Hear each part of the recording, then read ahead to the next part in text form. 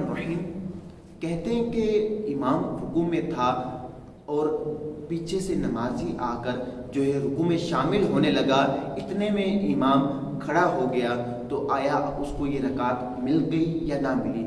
دیکھیں کہ رکوع کا جو ادنا درجہ ہے وہ یہ ہے کہ ہاتھ بڑھائے گھٹنوں کو پہنچ جائے۔ اگر اس نے ہاتھ بڑھائے اور گھٹنوں کو پہنچ گئے اور امام اس وقت رکوع میں تھا تو اب اس کو وہ رکعت مل گئی ہے۔ اور اگر امام جو ہے کھڑا ہو گیا اور اس کے بعد وہ شخص رکوع میں شامل ہوا یا امام نے سمیع اللہ لمن حمیدہ کہہ دیا اور اس کے بعد جو ہے مقتدی آ کے رکوع میں شامل ہوا تو اب اس کو وہ رکعت نہیں ملی۔ جب امام سلام پھیر دے گا تو اب اس کو اس رکعت کو ادا کرنا پڑے گا، یہ نہیں کہ امام کے ساتھ رکوع میں شامل ہو گیا تو جو ہے وہ اپنی رکعت کو چھوڑ دے، کیونکہ اس کا وہ رکوع شمار ہی نہیں ہوا، کیونکہ امام رکوع سے کھڑا ہو چکا تھا۔ اللہ تعالیٰ مجھے اور آپ کو دین متین پر چلنے کی توفیق عطا فرمائے اور ہم دینی مسائل سیکھیں، ہمارے لیے روزمرہ کے مسائل آسان ہوں۔ آمین بجاہ نبی الامین صلی اللہ علیہ وسلم۔